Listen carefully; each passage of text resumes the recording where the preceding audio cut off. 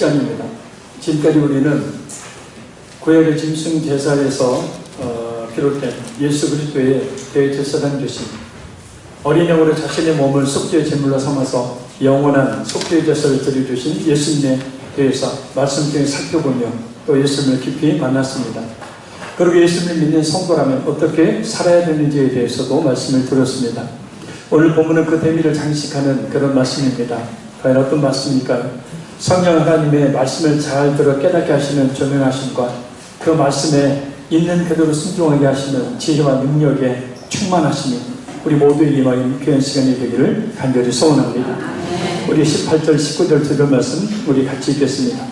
우리를 위하여 기도하라. 모든 선은 선에게 하려 함으로 우리에게 선한 양심이 있는 줄을 신하노니 내가 더 속히 너희에게 돌아가기 위하여 너희가 기도하기를 더욱 원하노라. 아멘. 히브리서 저자는 자신과 자신의 그 동역자를 위해서 기도해달라고 성도들에게 부탁합니다. 이렇게 기도를 부탁할 수 있는 이유는 바로 자신과 자신의 모든 동역자들이 오직 하나님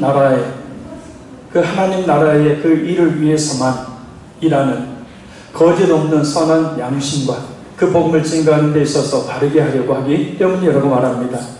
한글에도 기도 부탁을 하고 있는데 그것은 무슨 이유인지는 잘 모르지만 이 수신자들에게 돌아가고 싶으나 돌아갈 수 없는 상황을 위해서 기도해달라고 부탁합니다.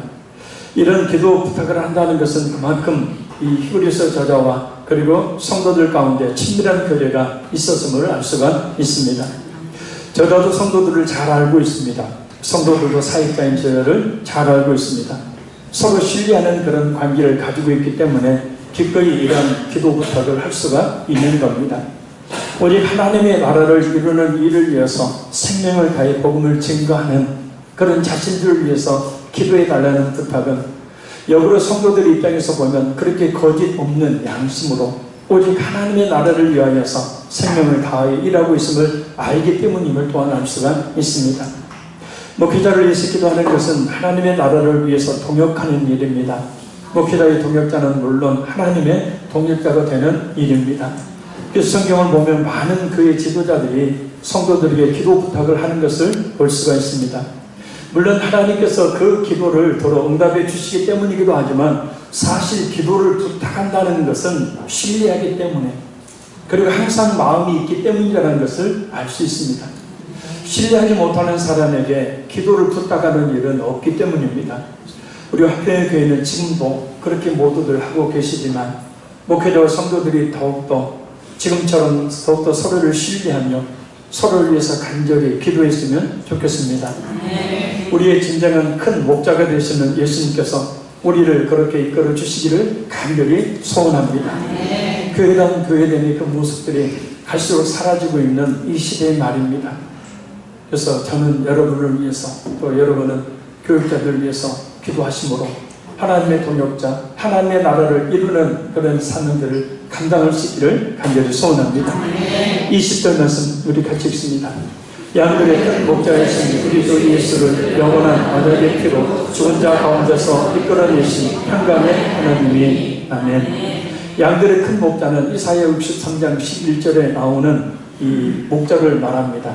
거기에서는 모세를 가리키지만 오늘 본문에서는 모든 하나님의 택한 성도들의 영원한 대목자가 되시는 예수 그리스도를 가리킵니다.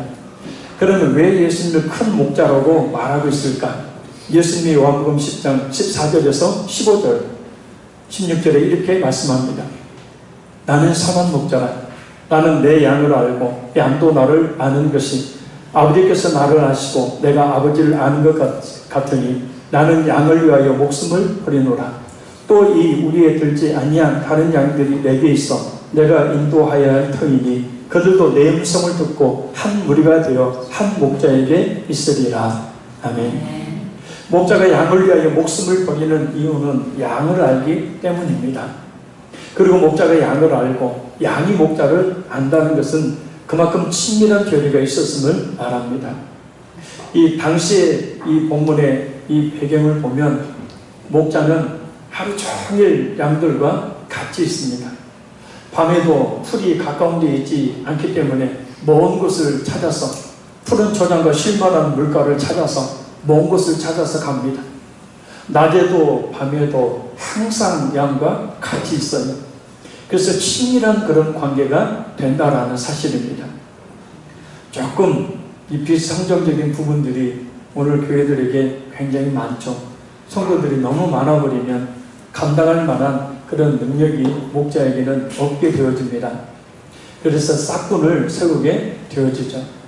그래서 성경에 보면 보통 34마리에서 75마리 정도가 한 목자가 돌볼 수 있는 양의 수로 배경학에서는 이야기를 합니다. 그래서 얼마 되지 않기 때문에, 채 100명이 되지 않기 때문에 그 100마리가 되지 않는 그 양들의 상태들을 잘 알고 있다라는 겁니다. 그래서 안다라는 말은 헬라어로 기노스코라는 말입니다. 무엇에 대해서 본질적인 지식을 얻게 되다, 감각적인 느낌으로 깨닫다라는 뜻입니다. 이 단어는 히브리어는 야다라는 말입니다. 감각기관을 통해서 분별하다, 마음이나 정신을 통해 깨닫다, 실제적으로 경험하다라는 뜻입니다.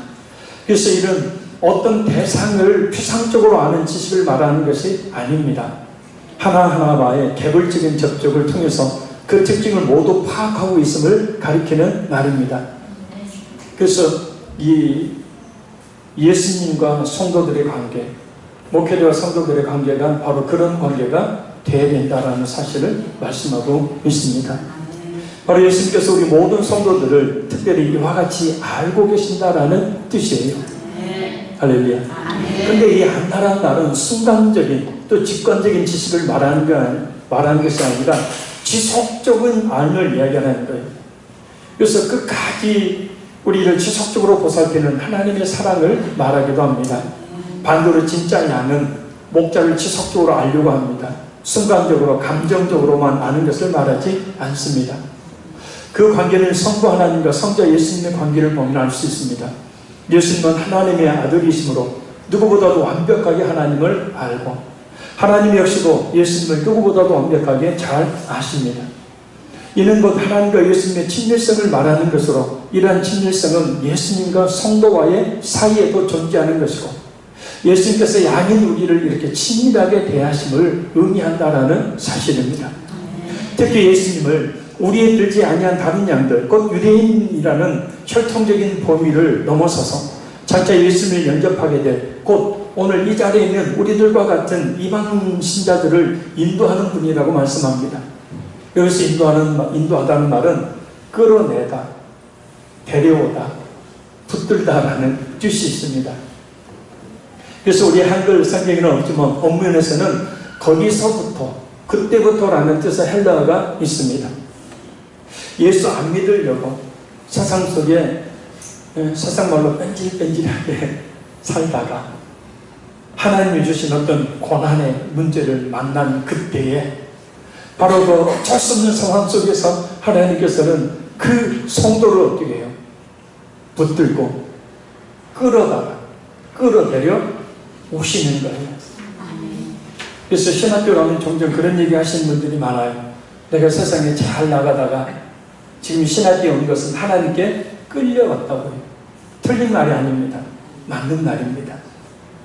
그래서 하나님께서는 우리를 지금까지 우리의 어떤 고난의 장소라든지 하나님만 잘 수밖에 없는 그런 상황 속에서, 그때의 그 장소에서 우리를 붙들어 우리를 데리고 하나님께로 오게 하신 줄로 믿습니다. 그래서 종합에 살펴보면 주님께서 우리를 인도하시되 그냥 인도하시는 것이 아니라 당신의 양으로 확인되면 시간과 장소에 구애됨이 없이 즉시 어떤 난관도 무릅쓰고 인도에 가심을 의미합니다. 그래서 예수님은 목자가 되시기 때문에 우리를 세상의 죄악의 자리에서 붙들어 끌어내려다가 이렇게 주님 앞에 서게 하신 겁니다. 오기 싫은 것 끌어다가 말입니다. 아까 찬성불교종 세상 즐거움 다 버리고, 이전에는 세상 즐거움 좋아서 세상 즐거움 쫓아서 살았는데 하나님이 이런저런 이유와 상황들을 만들어 주셔서 그곳에서 그때 결국 주님 앞에 나오게 하시는가. 그러면 예수님은 어떻게 우리의 큰 목자가 되셨습니까? 바로 양인 우리를 위해서 기꺼이 자신의 생명을 십자가에 내어놓으심으로 그렇게 되셨습니다. 그리고 하나님은 예수님을 영원한 언약의 피로 죽은 자 가운데서 이끌어내신 평강의 하나님이 되셨습니다. 구약의 짐승의 제사로 단 1년밖에 효력이 없던 속죄 제사를 예수님은 십자가에 우리의 과거, 현재, 미래의 모든 죄를 그 몸에 지게 하시고 단번에 십자가에 못 박혀 죽게 하심으로 그 속죄의 효력이 영원히 미치도록 하셨습니다. 그리고 그래서 우리가 예수 믿는 그 순간 우리가 지었던 과거의 죄만 용서받는 것이 아니라 우리 미래에 어쩔 수 없이 질 수밖에 없는 죄까지도 단번에 용서를 받아서 우리가 언제 우리의 생명이 끝나도 우리가 영원히 천국에 들어갈 수 있는 것은 바로 그 예수님께서 우리 모든 과거, 현재, 미래의 죄를 하나의 죄로 그 몸에 짊어지시고 죽어주셨기 때문입니다. 그래서 그 속죄 효력이 영원히 미치게 되어서 예수님 과거, 예수님 당시, 예수님 이후에 사는 어떤 사람이든 그 예수님의 십자가를 믿게 되어지면 십자가의 그 구속의 효력이 미쳐서 모든 죄를 사함받고 그러므로 말미암아 구원에 이르게 된다라는 사실입니다. 그리고 하나님은 그렇게 십자가에서 죽게 하신 예수님을 3일 만에 그 죽음에서 이끌어내시는 부활의 사건을 통해서 우리에게 비록 육은 죽어도 영원히 다시 산다는 부활의 영광을 보여주셨습니다. 예수님의 십자가의 죽으심과 부활의 사건은 하나님과 인간 사이에 막힌 죄의 담을 허물어 버리신 사건이기에 그것을 믿는 성도들에게는 마음에 참된 기쁨과 평안을 주는 사건이기에 평강의 하나님이라고 말씀을 합니다. 바로 이 엄청나고 놀라운 사건으로 믿는 성도들을 구원하신 평강의 하나님께서는 믿는 성도를 구원받은 상태 그대로 내버려 두시지 않고 끝까지 붙도록 인도하십니다.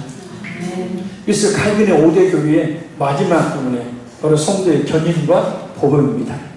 견인, 끝까지 참고 인내하게 하시고 보호하시면서 하나님 나라에 이를 때까지 끝까지 붙도록 이끌어 주심을 이야기합니다. 그럼 큰 목자가 되시는 예수님은 어떻게 그리고 누구를 통해 우리를 지금 인도하실까요? 바로 말씀을 통해서 그리고 종으로 세우신 목회자를 통해서 인도하고 계십니다. 그래서 오늘 목회자의 역할이 절대적인 것이고 성도에게 어떤 목회자를 만나느냐가 신앙에 있어서 아주 중요한 문제가 되는 겁니다. 그런 예수님께서 목회를 통해 성도들 어떤 방향으로 어떤 목적을 향해서 인도하실까요? 자, 우리 21절 말씀 우리 같이 읽겠습니다.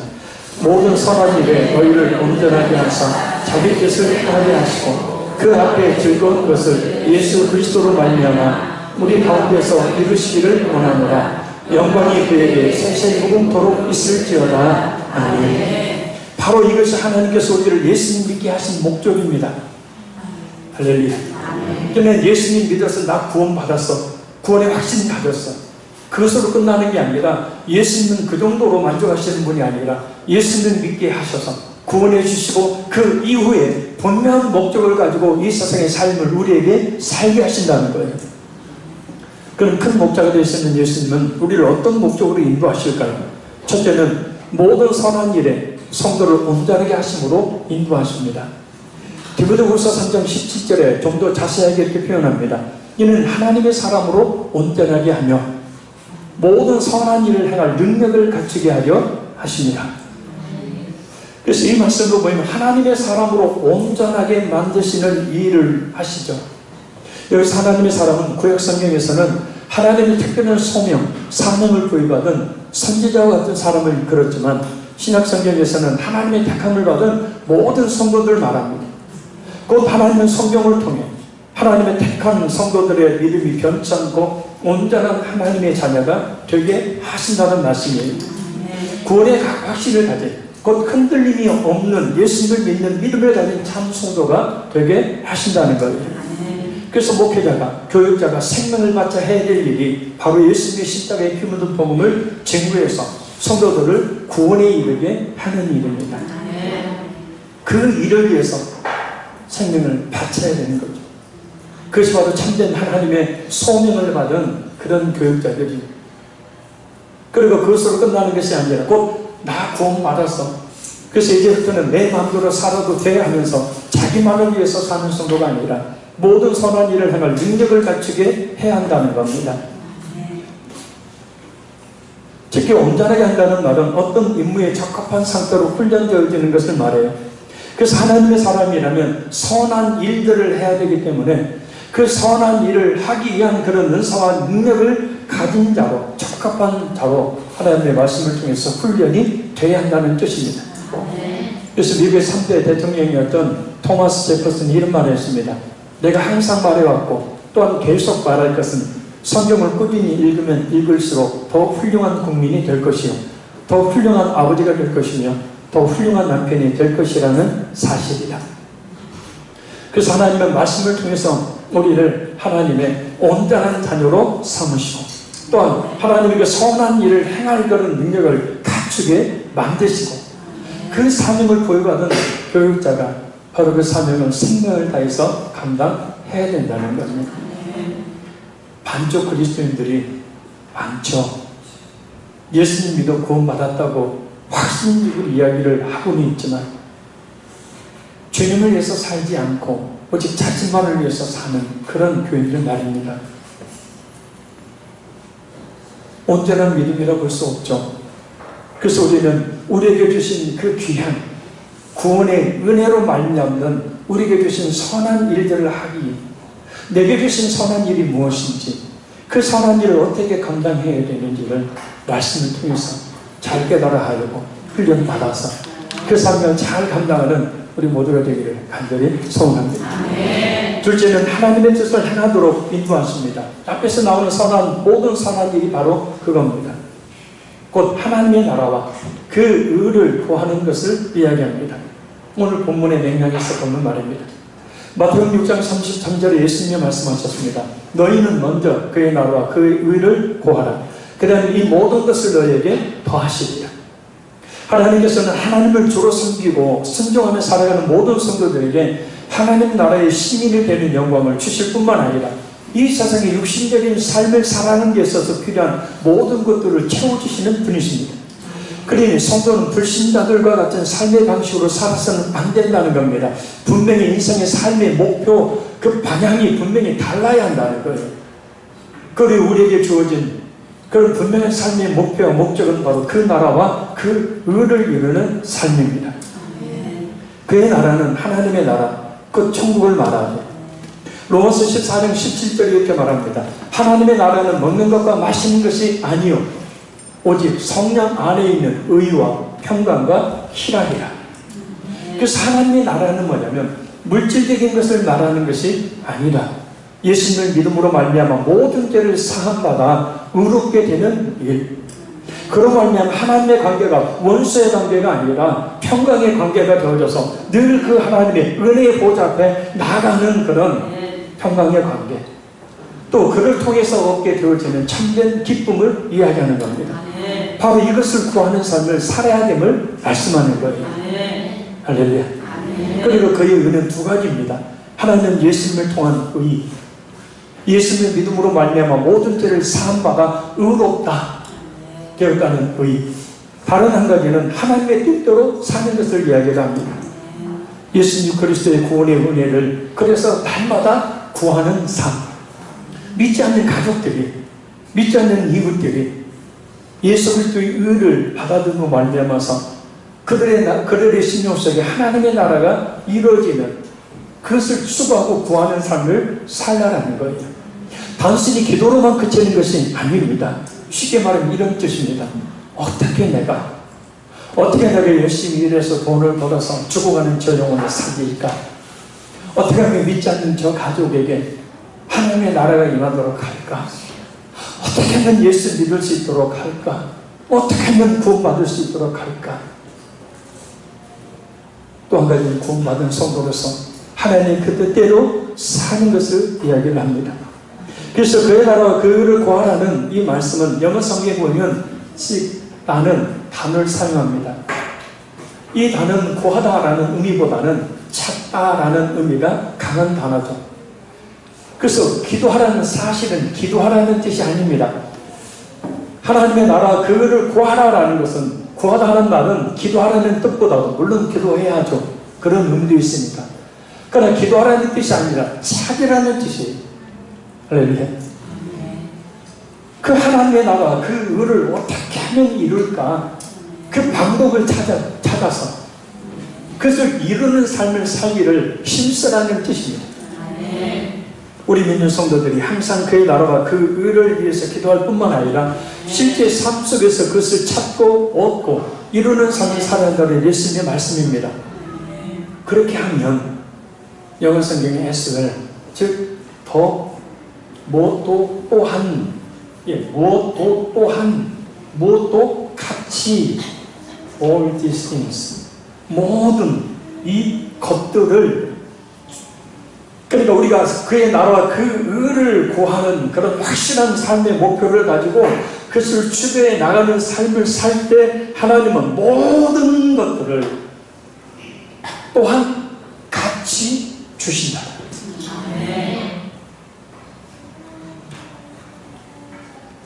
물질을 쫓아다니지 마시고 물질이 쫓아오게 하십시오. 할렐루야. 축복을 쫓아다니지 말고 하나님께서 축복을 주시도록 하려는 겁니다. 대부분의 사람들이 예를 들면 성공의 가장 큰 조건으로 여기는 물질을 쫓아다니죠. 어떻게 하면 물질을 모을까? 근데 그게 아니라 우리는 그것을 완전히 관점을 바꿔버려야 돼요. 어떻게 하면 하나님의 나라와 하나님의 의를 이룰까? 확실한 진실한 그런 삶의 목표를 가지면 하나님이 거기에 필요한 모든 물질을 주신다는 거잖아요. 할렐루야. 그래서 예수님은 이 같은 사실을 성도들에게 알고 그와 같은 그런 삶을 살도록 하기 위해서 목회자들을 부르시고 말씀을 주셔서 그 말씀을 통해 하나님의 뜻을 행하도록 이렇게 인도하시는 겁니다. 그래서 목회자의 사명이 그래서 아주 중요한 거죠. 첫째는 그 기뻐하시는 뜻을 예수님을 통해서 우리 안에서 이루심으로 인도하십니다. 그 기뻐하시는 뜻은 두 가지입니다. 신앙의 풍성함, 성숙함에 이르는 예수님의 장성한 분량에 이르는 것, 갈수록 예수님을 닮아가는 것, 또 한 가지 아까 얘기했던 하나님의 나라와 하나님의 의를 구하는 것을 말합니다. 그런데 그 기뻐하시는 하나님의 뜻은 우리 안에서 이루시는 것, 이게 뭐냐면 직역하면 우리 안에서 활동하시기를 곧 우리 안에 내주 역사하시는 성령 하나님의 주권적인 또한 역동적인 역사로 말미암아 이루어진다라는 사실이에요. 그 성령의 역사로 말미암아 이 모든 사역이 이루어지기를 원한다는 뜻이에요. 할렐루야. 왜냐하면 성령 하나님으로 말미암지 않는 모든 것들은 헛된 것들이기 때문입니다. 성도 자신의 지혜와 힘으로 하는 신앙생활과 하나님의 나라와 그 의를 구하는 모든 일들은 하나님께서 기뻐하시는 것이 아니기 때문이죠. 마태복음 7장 21절에서 23절 말씀입니다. 나더러 주여 주여 하는 자마다 다 천국에 들어갈 것이 아니요 다만 하늘에 계신 내 아버지의 뜻대로 행하는 자라야 들어가리라. 그날에 많은 사람이 나더러 주여 주의 이름으로 많은 선지자 노릇하며 주의 이름으로 귀신을 쫓아내며 주의 이름으로 많은 권능을 행하지 아니하였나이까 하리니 그때 내가 그들에게 밝히 말하되 내가 너희를 도무지 알지 못하니 불법을 행하는 자들아 내게서 떠나가라 하리라. 그렇게 열심히 설교했어요. 그렇게 열심히 귀신 쫓고 권능을 행하는 수많은 은사 행했습니다. 그런데 예수님은 도무지 그들을 모른다 하십니다. 아니 주의 이름으로 했거든요. 예수님의 이름으로 일을 했는데 예수님의 이름으로 그 나라와 그를 이루는 그런 삶을 그런 사역을 감당했는데 예수님은 전혀 모른다 이야기하십니다. 오히려 불법을 행했다가 말씀하시며 바깥 어둠에 내치라 죽으면 지옥에 던지라 라고 판결을 내주십니다. 하나님 뜻이 무엇일까요? 그래서 우리가 늘 깨어 기도해서 성령의 인도하신 하나님의 뜻을 분별하고 그 나라와 그 의를 구할 때 그것이 우리 안에서 먼저 이루어지는 일이요 그것이 바로 하나님께서 기뻐하시는 뜻인 줄로 믿습니다. 그래서 진실한 목회자는 히브리서 저자의 간절한 축원대로 오직 한 가지를 사명으로 그리고 비전으로 갔죠. 그것은 성도들에게 진실한 믿음을 갖도록 예수님의 복음을 증거하는 것이고 그 진실한 믿음을 얻은 성도가 예수님처럼 하나님의 나라와 하나님의 의를 구하는 삶을 살다가 하나님의 나라에 이르도록 하는 것입니다. 아무리 수많은 성도들이 교인들이 모여있다 할지라도 복음이 증거되지 않고, 아무리 수많은 그런 성도들이 모여있다 할지라도 그들이 그의 나라와 그 의를 구하는 삶을 살지 않는다면 어찌 예수님 앞에 서게 할 수가 있겠느냐라는 거예요. 베드로전서 1장 9절에 있는 말씀처럼 우리의 모든 신앙의 결과는 딱 한 가지도 믿음의 결국은 곧 영혼권을 받습니다. 할렐루야. 그래서 교육자들은 오직 한 가지죠. 영혼 구원. 그걸 위해서 진리의 복음을 증거하고, 그 다음에 주님이 원하시는 뜻대로 살게 이끌어 나가는 거예요. 그래서 주님 앞에 딱 서게 되면 그처럼 기쁜 일이 어디 있겠습니까?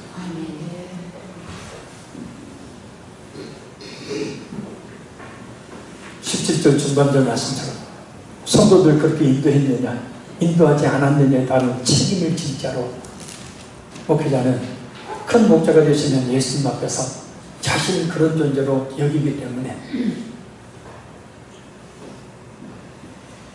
그렇게 안 하는 것이 이상한 일이죠. 그래 진실한 목회자 이런 마음을 잘 받아들여야 합니다. 자, 우리 22절 읽겠습니다. 형제들아, 내가 너희를 권하노니 권면의 말을 용납하라. 내가 단답이 너희에게 설명이라. 아멘. 이 말씀은 앞에 언급했던 말씀뿐만 아니라 히브리서 전체, 간략하게 기록한 히브리서 전체의 말씀을 마음에 새겨 순종하라라는 뜻이에요. 데살로니가전서 2장 13절에 이러므로 우리가 하나님께 끊임없이 감사함은 너희가 우리에게 들은 바 하나님의 말씀을 받을 때에 사람의 말로 받지 아니하고 하나님의 말씀으로 받으니 진실로 그러하도다. 이 말씀이 너희 믿는 자 가운데서 역사하느니라. 성경 말씀의 의미를 잘 해석해서 전해주는 설교를 하나님의 말씀으로 받느냐, 단순히 사람의 그런 설교로 듣는다는 엄청난 결과의 차이를 가져옵니다. 고린도전서 2장 4, 5절에 바울 사도가 이렇게 고백합니다. 내 말과 내 전도함이 사람의 지혜에 있지 아니하고 다만 성령의 나타남과 능력으로 하여 너희의 믿음이 사람의 지혜에 있지 아니하고 다만 하나님의 능력에 있게 하려 하십니다. 그러니까 똑같은 설교가 전해져도, 말씀이 전해져도 성령이 나타나는 능력, 곧 성령께서 역사하시는 그런 설교는 하나님의 능력에서 비롯된 믿음을 갖게 하지만, 그렇지 않게 되어지는 그냥 사람의 지혜, 성경 이런 뜻이었구나, 이렇게 살라고 하는구나 라는 정도로만 말고, 쉽게 말하면 구원과 상관없는 결과가 나타나게 된다는 겁니다. 그러니 성경 말씀은 당연하거니와 그 설교가 성경 본문을 잘 해석해서 왜곡됨이 없이 오늘 살고 있는 우리들에게 잘 적용되는 말씀이라면 칼빈과 루터가 말했듯이 살아계신 하나님의 음성으로 받아야 합니다. 할렐루야. 그리고 하나님께서 주신 말씀으로 받되 내게 주신 말씀으로 받아야 합니다. 내게 주신 말씀으로 받되 부정적 위로가 아닌 긍정적으로 받아야 합니다. 그래야 말씀이 역사하는 정말 살아있는 믿음, 변화가 있는 믿음, 하나님께서 기뻐하신 믿음을 가질 수가 있기 때문입니다. 그래서 사실 설교하다 보면 물론 예화가 필요하기도 하지만 사실 보면 성경 말씀을 전하기도 시간이 너무나 많이 부족한 경우가 대부분입니다. 하나님의 말씀을 잘 받으시기 바랍니다. 자, 우리 23절 24절 말씀 읽겠습니다. 우리 형제 디모데가 너희 것을 너희가 알라. 그가 속히 오면 내가 그와 함께 가서 너희를 보리라. 너희를 인도하는 자들과 및 모든 성도들에게 원하나라. 이달리아에서 온 자들도 너희에게 원하나니라. 아멘. 너희를 인도하는 교회 지도자들, 모든 성도들, 또 이탈리아에서 온 성도들이 너희들을 원한한다. 문안하라 라고 이야기합니다. 이 문안이라는 말은 사절을 보면 웃 어른께 안부를 묻는다라는 뜻입니다. 그래서 교회 지도자뿐만 아니라 모든 성도들이 서로 문안을 해야 됩니다. 안부를 물으며 서로 살피고 위로하고 돌보며 살라는 거예요. 단순히 안녕하세요, 할렐루야 하고 끝내는 것이 아니라 잘 살펴서 서로 위로하고 돕고 힘이 되는 그런 관계를 유지하라는 겁니다. 포스트 모더니즘의 영향이 교회 안에 깊숙이 들어와 있죠. 그래서 교회 안에서도 상대주의가 판을 칩니다. 나만 아니면 돼라고 강호동이 외쳤죠. 너는 그렇게 벌칙받지만 나만 벌칙받지 않으면 돼. 다른 성도가 어떤 고난과 어려움 가운데 있는데 나만 고난과 어려움 가운데 있지 않으면 돼. 너와 나는 상관없어. 이것이 상대주의입니다. 상대주의는 그 개인주의를 낳게 되죠. 나만 생각하고 나만 위해서 사는 것. 그래서 우리 너는 너고 나는 나니까 우리 서로 상관하지 말고 각자 알아서 신앙생활 합시다. 이게 바로 뭐냐면 개인주의 신앙입니다. 결코 성경에서 말씀하고 있지 않은 것입니다. 사랑하는 성도 여러분, 서로 무난하십시오. 살피고 돕고 위로하고 격려하고 하는 그런 관계 말이에요. 자, 우리 마지막 25절 읽겠습니다.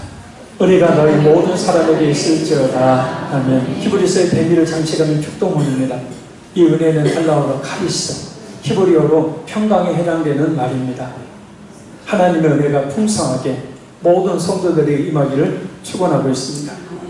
이 자리에 있는 우리 모든 성도들 가운데 이러한 풍성한 하나님의 은혜가 날마다 넘치시기를 간절히 소원합니다. 결론적으로 말씀드립니다. 늘 목회자와 성도들 간에 서로에 대한 신뢰를 바탕으로 하는 서로에 대한 기도가 늘 있어야 합니다. 그 기도는 곧 또 다른 교류이며 서로를 세워나가는 귀한 능력이 되기 때문입니다. 사건이 아닌 진실한 목자가 양들을 위해 기꺼이 목숨을 내어놓듯 큰 목자 되신 예수님은 십자가에서 우리 모든 죄를 대속하기 위한 속죄 피를 흘려주심으로 그 생명을 내어 놓으셨습니다. 그리고 양들인 우리의 영원한 큰 목자가 되셔서 우리를 구원으로 인도하실 뿐만 아니라 성령 하나님으로 말미암아서 그의 나라와 그 의를 구하는 삶을 살도록 우리를 인도하고 계십니다.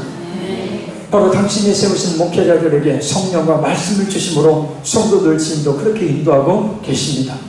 그래서 목회자는 이 사명을 잘 감당하는 이 일에 생명을 내어놓아야 하고 우리 성도들은 7절과 그렇게 13절의 말씀처럼 그 목회자의 그 인격과 삶을 따르고 신뢰함으로 기꺼이 순종해야 합니다.